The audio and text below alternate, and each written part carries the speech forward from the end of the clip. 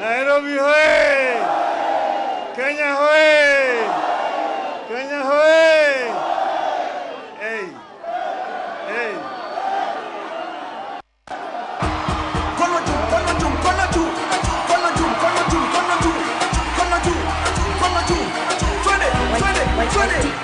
Vijana mnataka nani? Baba. Na wazee mnataka nani? Kima mama mnataka nani? Hey! Nimeona na nimeridhika. Mmekuja kwa fujo. Anaye macho na anasikia na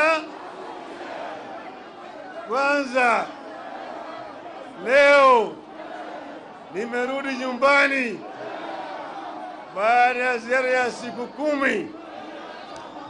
Nilikuwa nchi ya Poland katika mji unaitwa Gdansk. Hapo kuna mahali bandari pale ambaye mtu anaitwa Lech Walesa alianza mapinduzi kule Poland, na hiyo mapinduzi ikatoa serikali katika nchi ya Poland, Urusi na Ulaya Mashariki yote. Sasa Bwana Walesha amenituma na salamu kwenu. Mmechukua? Mmepokea? Mmepokea? Pili, nimeongea na mwenzangu Mheshimiwa Stephen Kalonzo Musyoka. Yeye yuko kule Ulaya, kwa sababu yeye hayuko na sisi hapa, ametuma salamu. Pia ndugu yetu Uhuru Muigai Kenyatta ametuma salamu. Mnapokea? Mnapokea? Leo ni siku muhimu sana.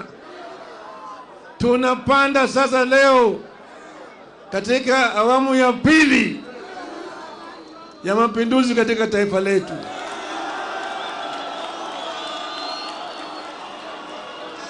Kwa hivyo nataka mniruhusu kwanza niongee na dunia mzima, nieleze sababu gani nataka kufanya. Unakubali? Nitasema na kimombo, sawa?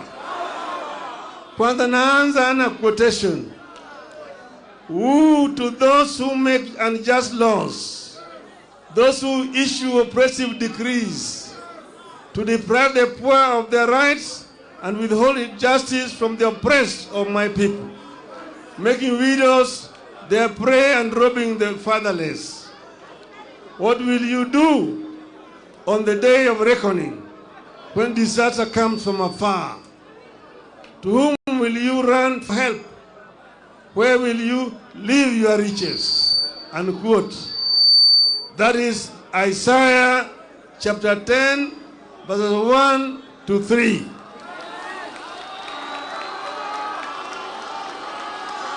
Mr. William Ruto used to love this verse.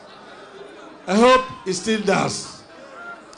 Dear Kenyans, last week we were betrayed in this city. Our representatives conspired with an executive and abandoned us at our hour of need by voting for the punitive Finance Bill 2023. Yesterday, Mr. William Ruto endorsed this betrayal by signing the Finance Bill into law. We did everything that could be done to have Ruto listen to us and avert the confrontation over taxes. We petitioned the authorities and institutions. We demonstrated. We prayed in the house of worship. We begged to be heard. We sought amendments, and we pleaded with the members of parliament to stand up for us. Our petitions were thrown to the dustbin by Ruto's tyrannical hands. He slighted our pleas and violently disperse our petitioners. Effective next week, therefore, fuel taxes rises from 8% to 16%. We will pay housing tax whether we need a house or not. The cost of basic goods, which has been weighing Kenyans down, is going up from next week again. At a time like this, silence would be a betrayal to the country. Silence would be treason. We cannot be a nation of people who, having eyes, refuse to see, and having ears, refuse to hear. We have suffered a cruel betrayal of our trust and confidence in the ability of our representatives to protect us. We must punish the traitors, and we must force a repeal of the Finance Act. But what happened this past week and yesterday is not just about the Finance Act.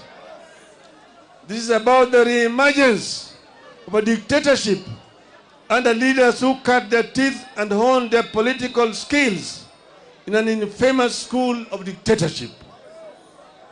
We all know where Ruto, Mr. William Ruto, is coming from. We all know where Rigathi Gachagua is coming from.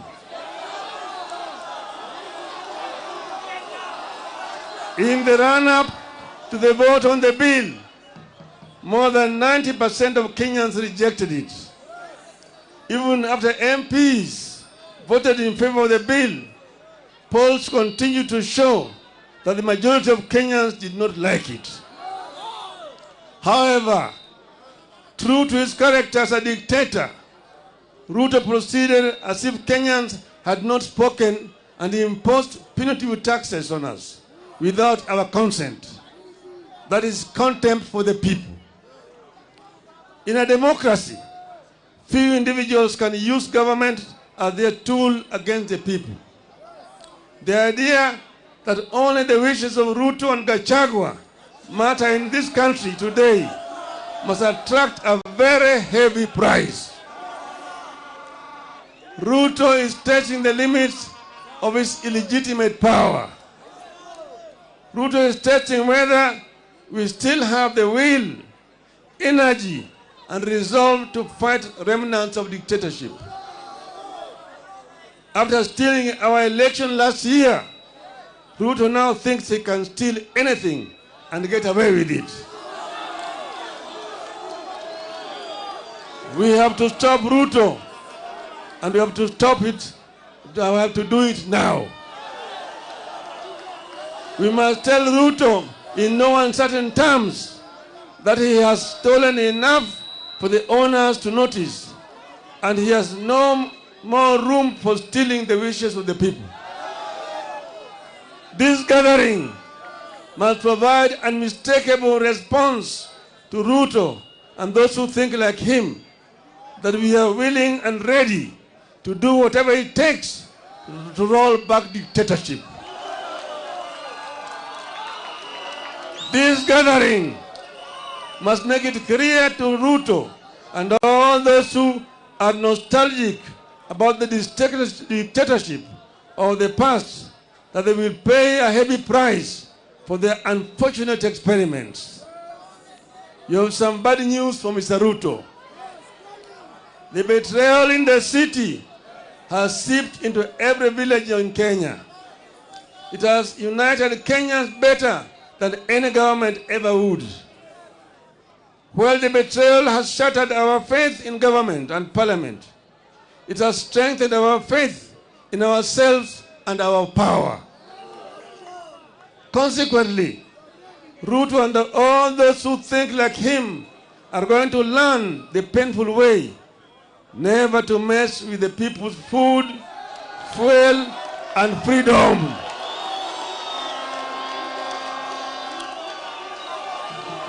Hello? Ruto and his ilk are going to learn the hard way that Kenyans are fed up but not helpless. In this time of desperation in the country, Ruto is selling illusions of hope to our people with the phantom proposals that are meant to line the pockets of his cronies. It is wrong. It is cruel. It is evil. The question we must ask ourselves is, can a leader mean well for the people than the people do for themselves?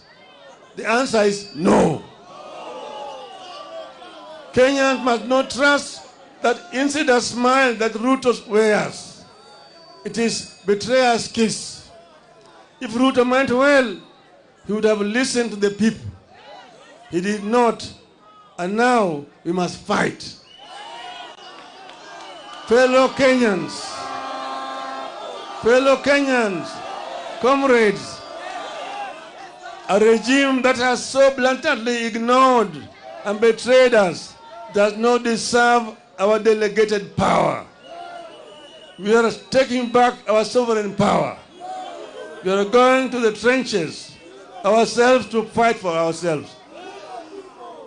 This regime does not deserve our obedience.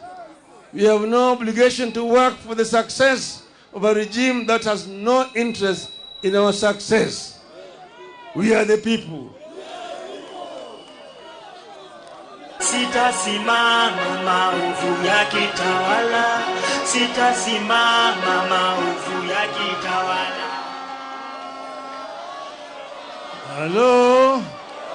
There's no other option left. We must fight. We are going to fight everywhere and anywhere until the Finance Act is repealed. We will adopt a series of acts of civil disobedience to force this regime to recognize that we, the people, are supreme. Through civil disobedience, we will deny Ruto the taxes he thinks he can extort from us by force. Dear Kenyans, we have been abandoned by our leaders. We must now look out for each other and be our brothers and sisters keepers. Here, therefore, are my requests to you, my people of Kenya. Let us embrace tax boycotts. Let us deny Ruto the fuel tax by limiting consumption of petrol and diesel. One way to do this is to carpool. Let us arrange to make regular journeys in a single vehicle whenever possible. Give each other a ride. Cut down on non-essential travel. Walk instead of driving whenever possible.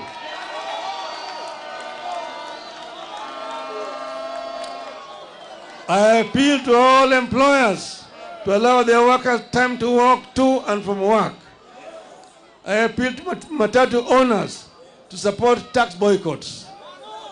While observing safety measures, maintain the current fare, but double your carrying capacity as part of the civil disobedience.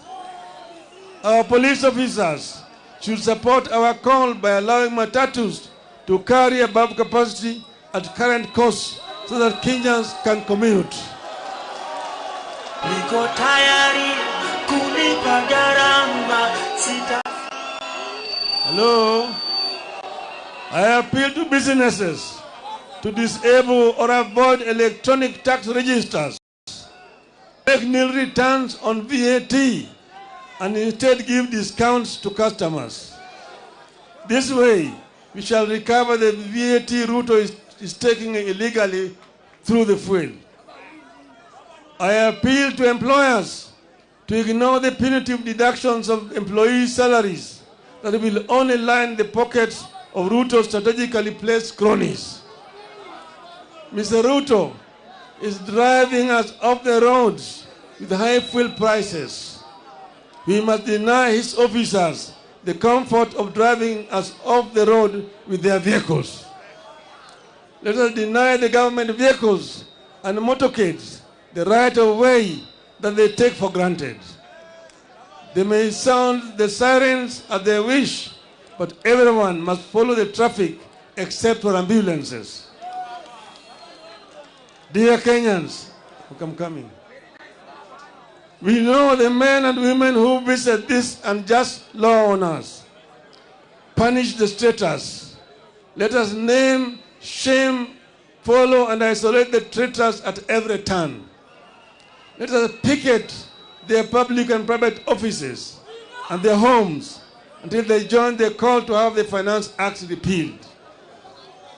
Today, and with absolute respect and humility, I'm reaching out to the online community in the country and diaspora, the famous Kenyans on Twitter, the content creators and the TikTokers. I have a request to you.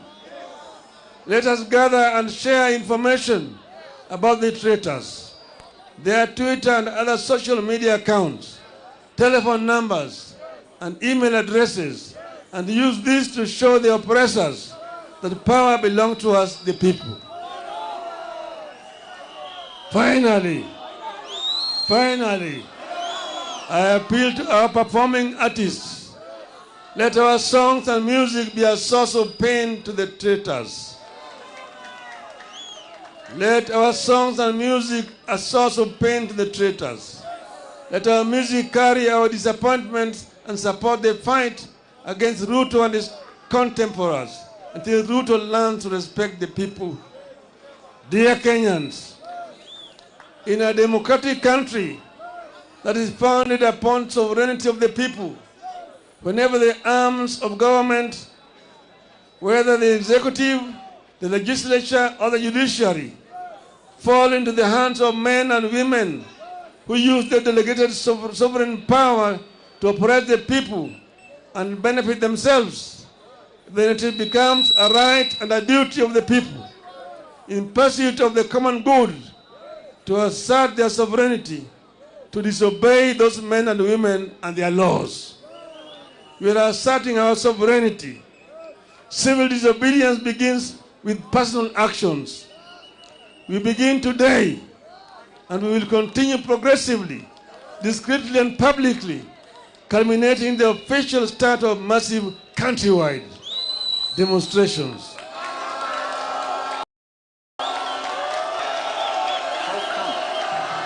That fuel in Uganda is cheaper than fuel in Kenya. Ooh. To those who make unjust laws, to those issue oppressive decrees, let us get to work. Let us get to work. Tuanze kazi. Tuanze kazi.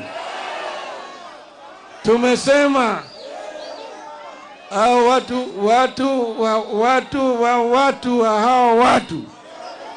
wamesaliti jamii ya Kenya. Umma ya Kenya imesalitiwa na Bwana Ruto na wenzake, lakini Bwana Gachietha. Tumesema tulikuwa hapa Kamukunji grounds, tukaambia nyinyi tumeanza safari ya kilomita 1000. Unaanza na hatua ya kwanza. Tumeonya hao watu, tumeliwaambia punda imechoka, tuliwaambia chumba imechoka, wamekataa, wamezidi kuwe